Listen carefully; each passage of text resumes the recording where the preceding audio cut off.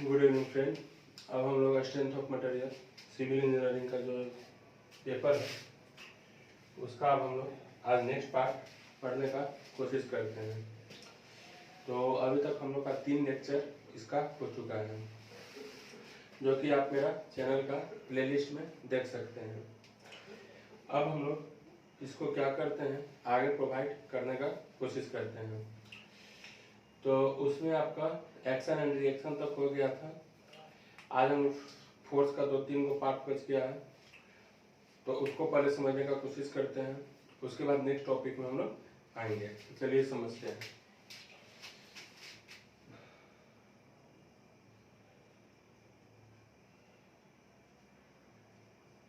Frictional force, तो यह क्या होता है?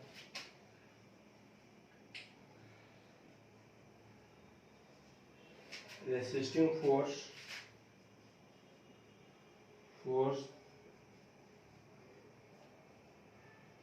offered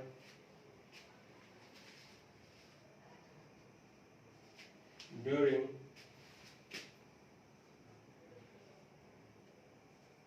sliding of a body by the surface in contact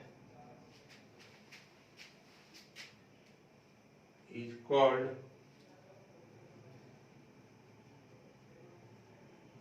frictional force.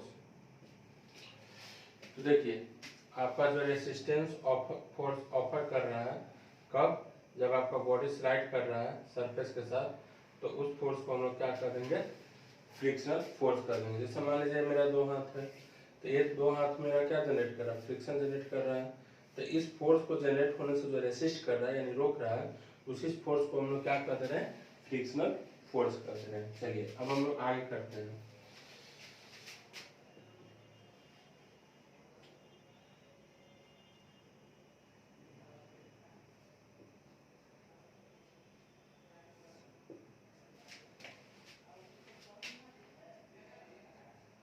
Spring force, the spring force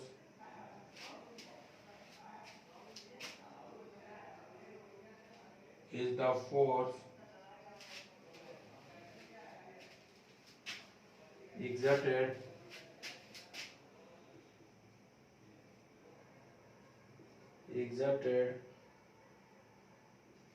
by a compressed or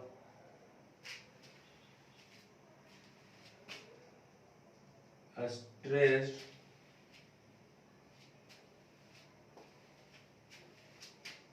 spring upon any object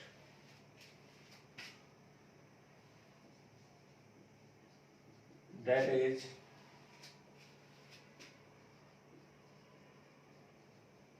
attached to it।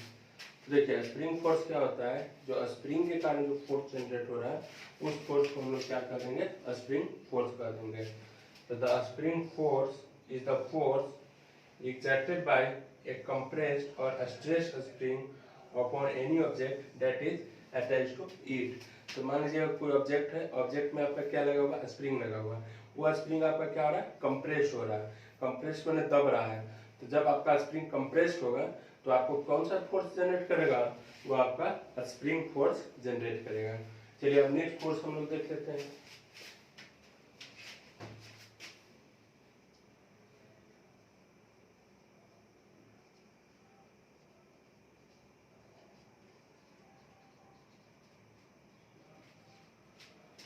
Tensile and compressive force. इसमें आपको सोम का सारा lecture बताया जाएगा, सारा concept clear किया जाएगा। SFD BMD, आपका डिफ्लेक्शन ऑफ बीम, जितना भी आपका टॉपिक है, सारा प्रिंसिपल स्ट्रेसेस, तो सारा भी जितना भी कॉन्सेप्ट है, स्ट्रेन एनर्जी वगैरह सब सारा चीज़ को इसमें डिटेल बताया जाएगा, एक एक पॉइंट को आपको डिटेल किया जाएगा। तो अभी हम लोग शो का 4 लेक्चर, चौथा लेक्चर शूट कर रहे हैं। तो इस अभी हम लोग फोर्स के बारे में पढ़ रहे थे, तो टेंसाइल एंड कंप्रेसिव फोर्स क्या होता है वो समझने का कोशिश करते हैं। चलिए,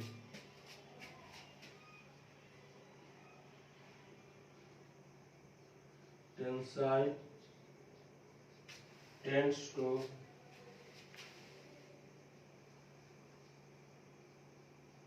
increase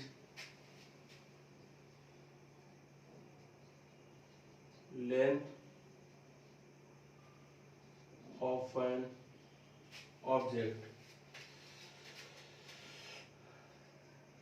Compressive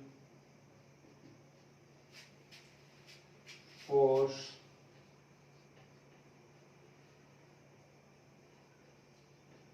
tends to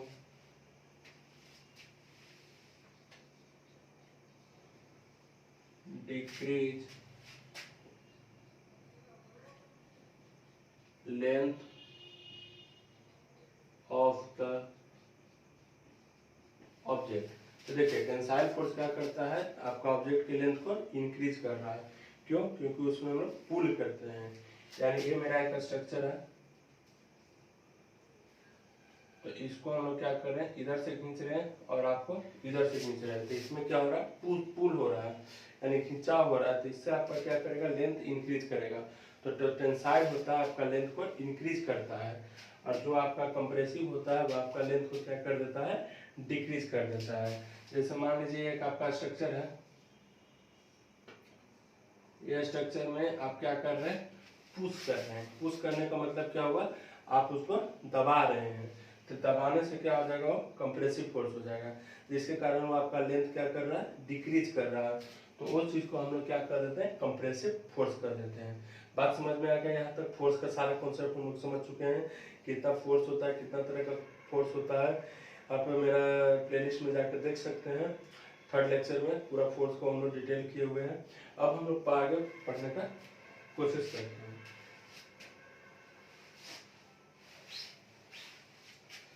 तो मेरा जो नेक्स्ट टॉपिक है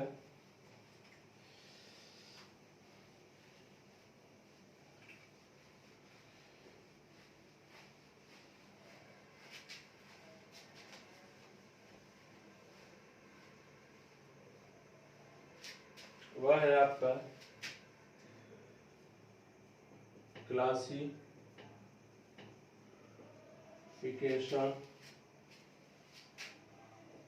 ऑफ फोर्स सिस्टम। तो जो मेरा नेक्स्ट टॉपिक है वो क्या है, फोर्स सिस्टम को क्लासिफाई करना। तो फोर्स सिस्टम को कैसे क्लासिफाई करते हैं उसको समझने का कोशिश करते हैं। चलिए, तो एक आपका होता है कोप्लानर, एक आपका होता है कोप्लानर। कोप्लानर का मतलब क्या होता है कि फोर्स एक्टिंग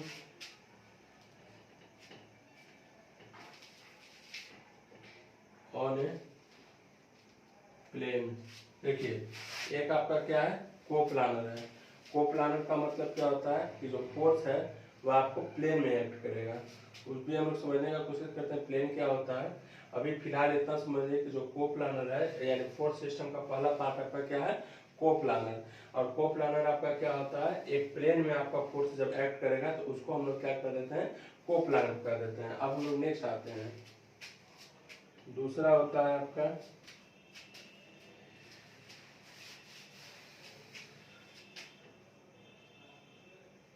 नन। जैसे मान लीजिए, इसको देख लेते हैं।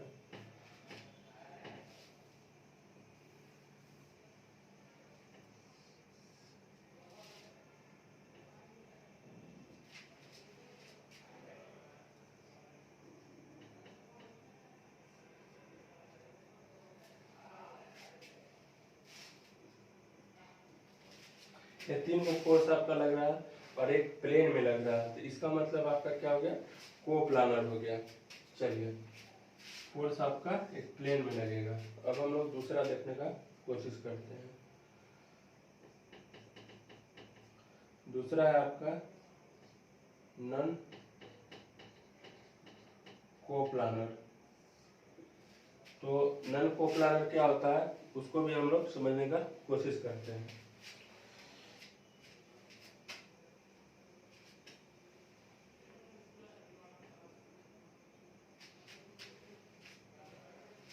Set of force acting in a dissimilar plane is known as non-coplanar। बात समझ में आ गया कि जो फोर्स है आपका एक्ट कर रहा है डिसिमिलर प्लेन में, अलग अलग प्लेन में, तो उस चीज को हम लोग क्या कर देंगे, नॉन कोप्लानर कर देंगे। लेकिन जब एक प्लेन में आपको एक्ट करेगा तो उसको हम लोग प्लानर कर देंगे। जैसे इसका अब हम लोग देख लेते हैं फिगर।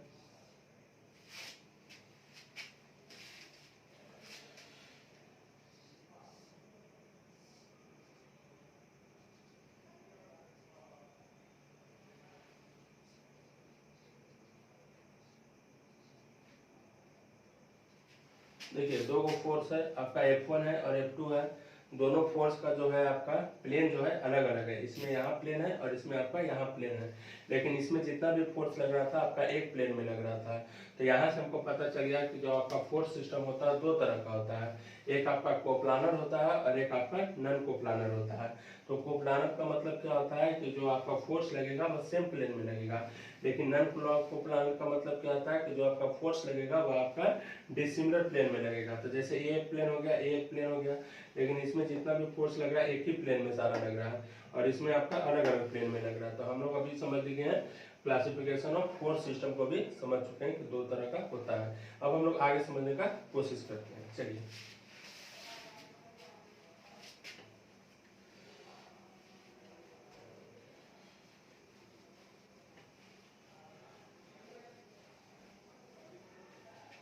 तो अभी तक हम लोग टाइप ऑफ मैकेनिक्स का लेक्चर चल रहा है। तो टाइप ऑफ मैकेनिक्स में अभी हम लोग का रिजिड बॉडी खत्म हुआ है।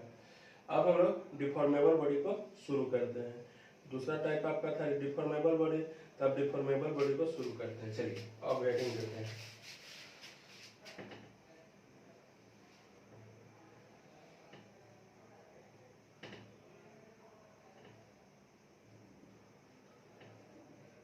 डिफॉर्मेबल बॉडी, ये आपका क्या होता है वो समझते हैं।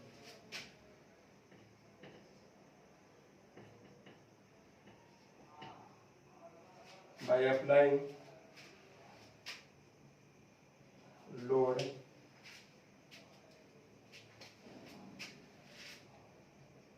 if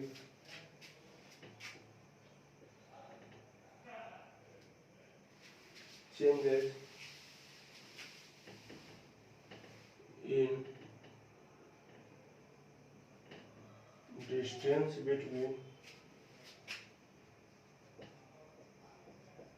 two points is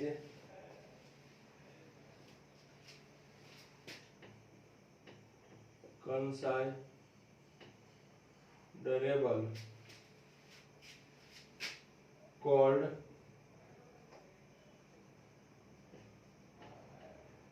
deformable body.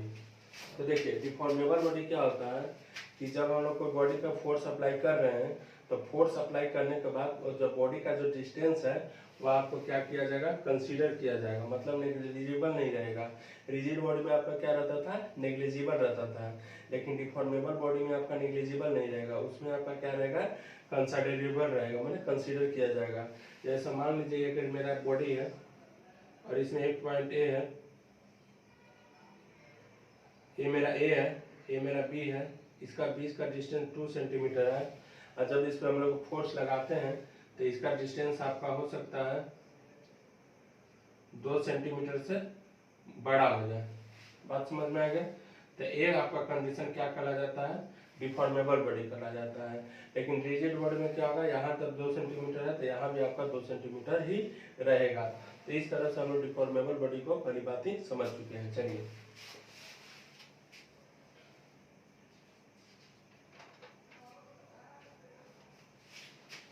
तो जब हम लोग स्ट्रेंथ ऑफ मटेरियल पढ़ते हैं तो स्ट्रेंथ ऑफ मटेरियल में सिर्फ कौन सा बॉडी के बारे में पढ़ेंगे, आपका डिफॉर्मेबल बॉडी के बारे में ही पढ़ेंगे, रिजिड बॉडी के बारे में नहीं पढ़ेंगे, वो आपका मैकेनिक्स में पढ़ेंगे। तो एक नोट करके पॉइंट लिख लेते हैं, नोट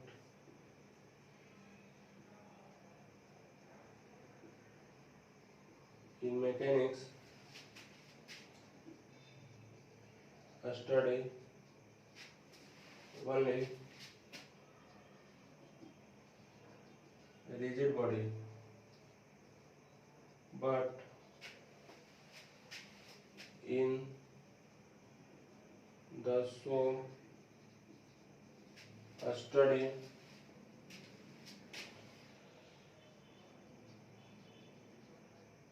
deformable body।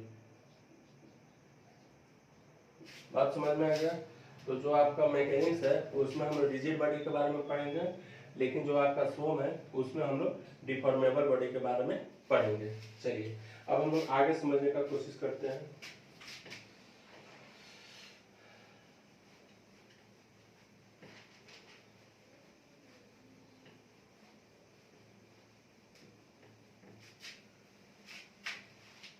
तो आपका डिफॉर्मेबल बॉडी का ही टाइप था elastic body, plastic body, visco elastic body, visco plastic body. तो अब उसको अब हम लोग डिटेल से पढ़ने का कोशिश करते हैं। चलिए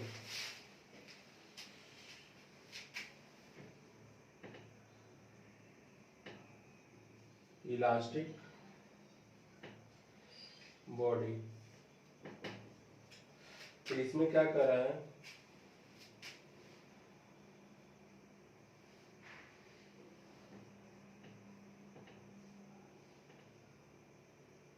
regain in original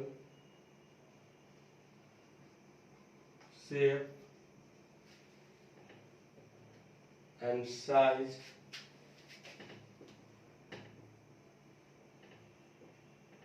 is known as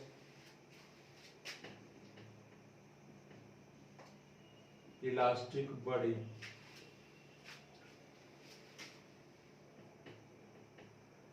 The strain or deformation will not time dependent on this body.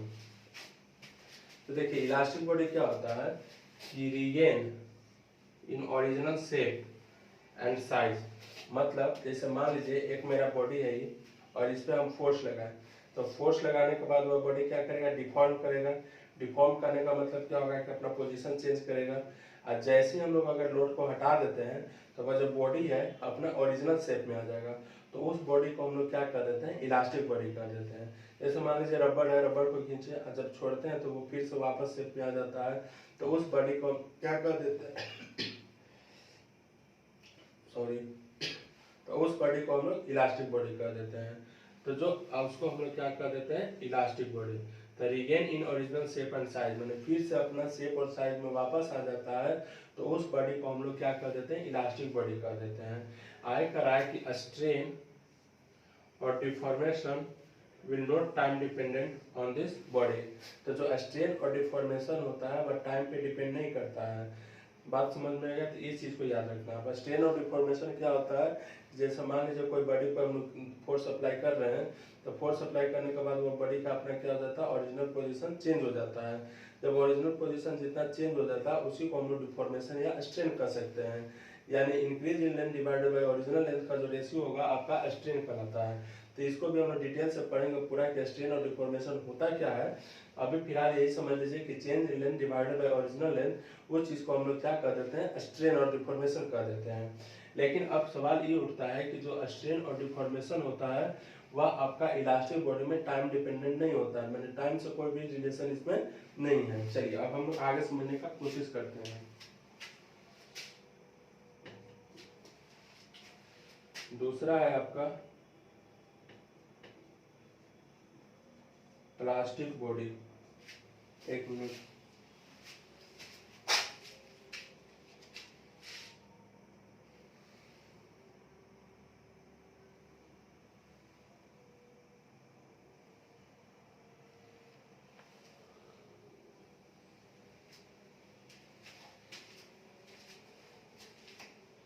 एक है आपका प्लास्टिक बॉडी। तो प्लास्टिक बॉडी क्या होता है उसको समझने का कोशिश करते हैं। तो body do not regain its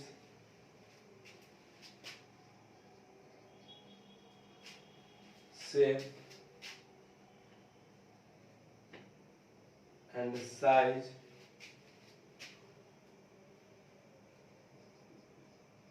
after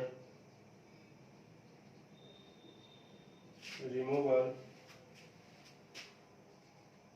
of load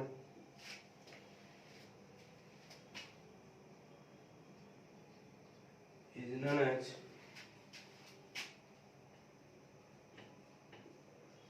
plastic body. The strain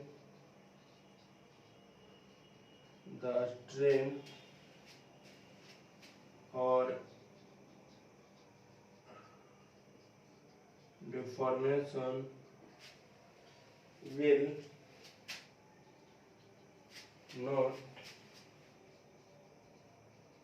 time dependent, means no relation with time.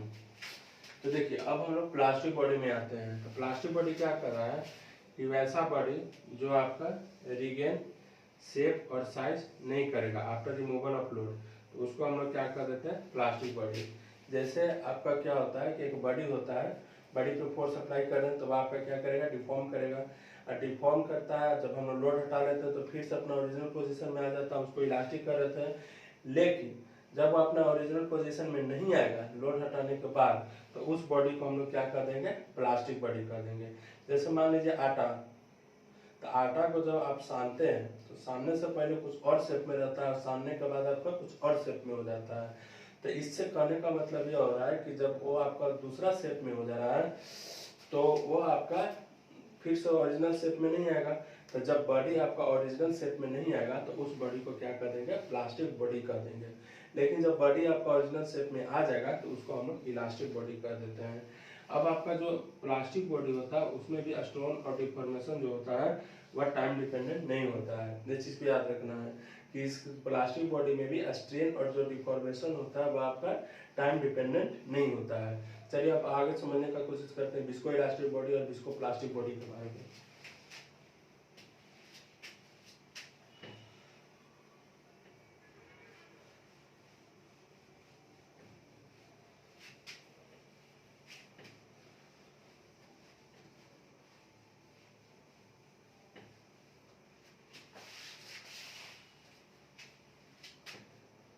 तीसरा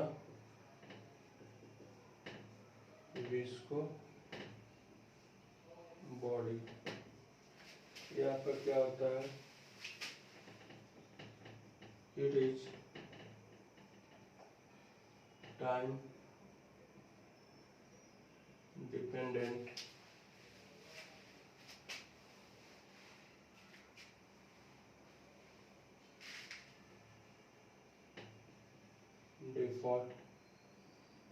deformation.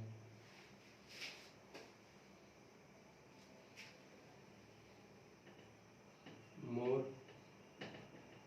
or high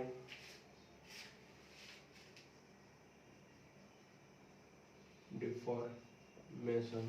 चलिए, तो जो विस्को बॉडी होता है उसका जो आपका स्ट्रेन और डिफॉर्मेशन होता है वह आपका क्या हो जाता है, टाइम डिपेंडेंट हो जाता है। टाइम पे वो आपका डिपेंड करेगा।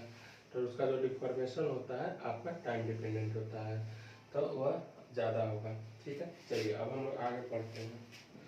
तो जो विस्को बॉडी है उसका टाइप ऑफ हम लोग पढ़ते हैं। तो इसका पहला टाइप आपका क्या हो गया, visco elastic body.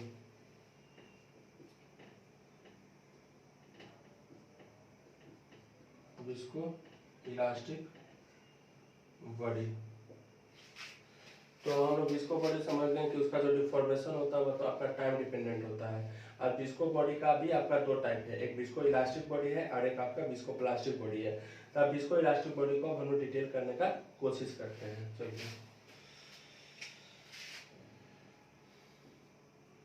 Body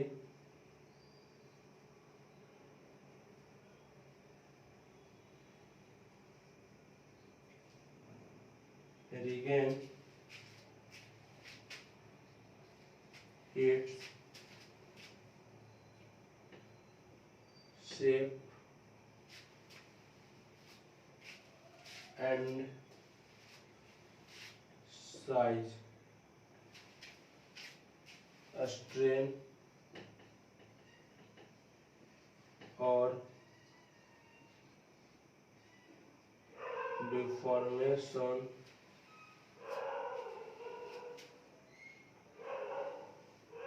will time dependent, will time dependent, यानी relation with time।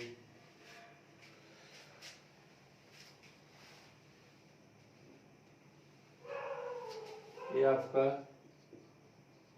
Very large deformation. तो देखिए, विस्को बॉडी का आपका पहला टाइप क्या है, विस्को इलास्टिक बॉडी।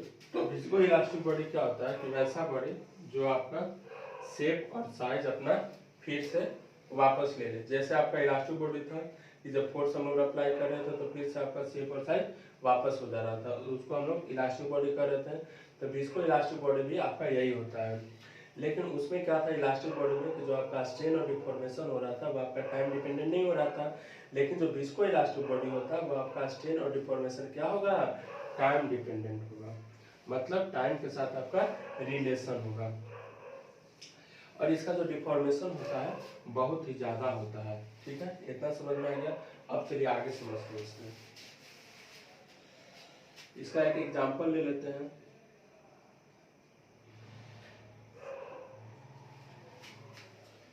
एफी का जो आपका मेल्टिंग पॉइंट होता है 1539 डिग्री सेंटीग्रेड होता है।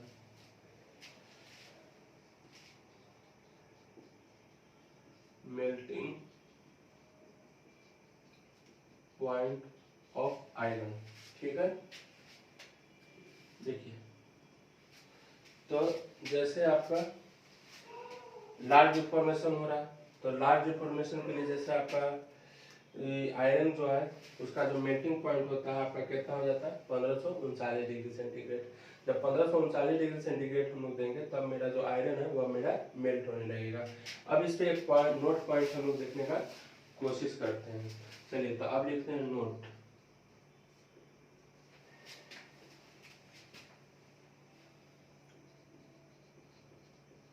Surrounding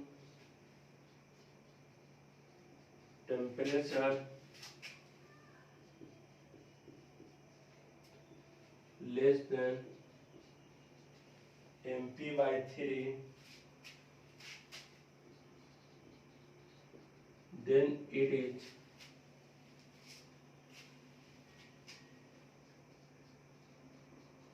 elastic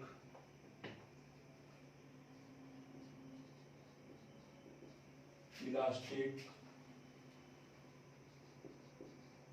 body if the temperature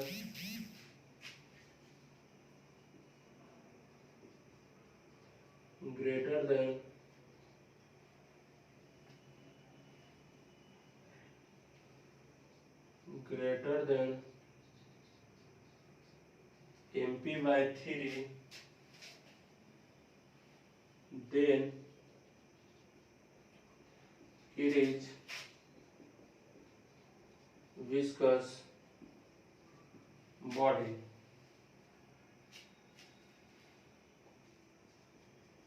It is only for iron. चलिए, एक पॉइंट आपका ये है कि जब mp/3 यानी mp मतलब क्या होता है, मेल्टिंग पॉइंट, जब आपका चारों तरफ का जो टेम्परेचर है वह आपका mp/3 से कम होगा, यानी मेल्टिंग पॉइंट आपका कितना होता है 1539। तो जब आपका mp/3 से आपका सराउंडिंग टेम्परेचर कम होगा तब उसको हम लोग क्या कर देंगे, इलास्टिक बॉडी कर देंगे।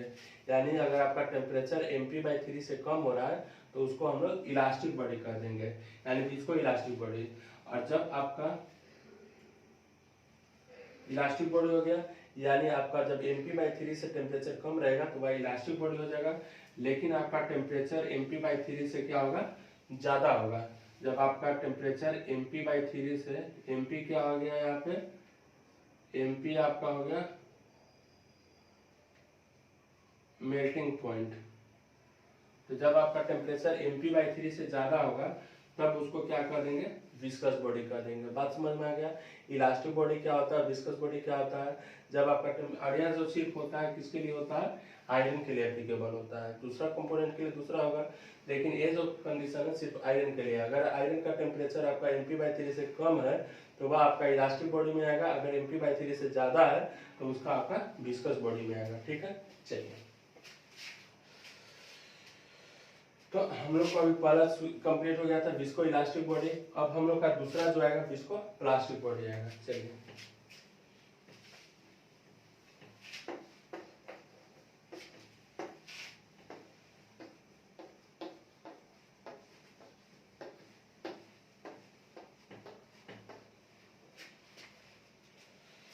दूसरा विस्को प्लास्टिक बॉडी।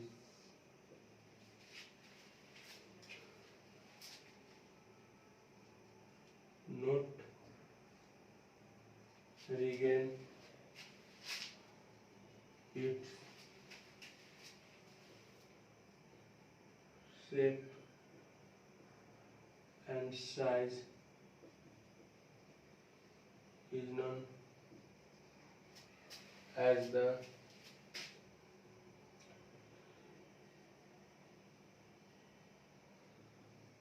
viscoelastic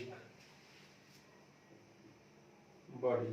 बात समझ में आ गया कि जो आपका शेप और साइज को फिर से रिगेन नहीं कर पाता है उस चीज को हम लोग क्या कर देते हैं, विस्को प्लास्टिक बॉडी कर देते हैं। जो अपना शेप और साइज वापस नहीं ले पाएगा उसको विस्को प्लास्टिक बॉडी कर देंगे।